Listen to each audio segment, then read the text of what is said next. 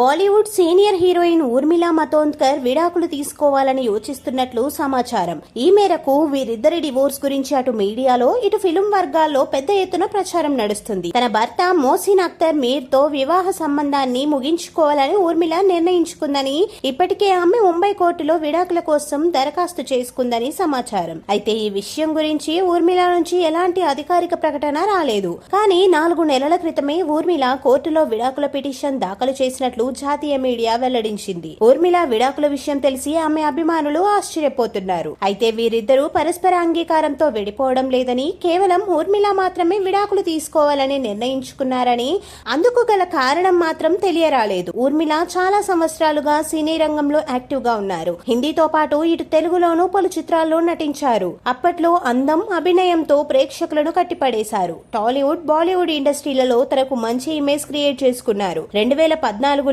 ప్రముఖ బాలీవుడ్ డిజైనర్ మనీష్ మల్హోత్రా మేనకోడలు పెళ్లిలో ఊర్మిళ, మోసిన్ పరిచయం అయ్యారు. కొద్ది రోజుల్లోనే వీరి పరిచయం ప్రేమగా మారింది. 2016లో ఊర్మిళ కాశ్మీర్ కు చెందిన వ్యాపారవేత్త మోసిన్ అఖ్తర్ మీర్ ను వివాహం చేసుకుంది. అతి కొద్ది మంది సమక్షంలో వీరికి పెళ్లి జరిగింది. కానీ ఇప్పుడు వీరిద్దరి వైవాహిక బంధంలోకి చీలిక వచ్చినట్లు తెలుస్తోంది. అయితే ఊర్మిళ విడాకులు తీసుకోవడానికి గల కారణాలు మాత్రం తెలియరాలేదు. మోసిన్ కంటే ఊర్మిళ 10 ఏళ్లు పెద్ద.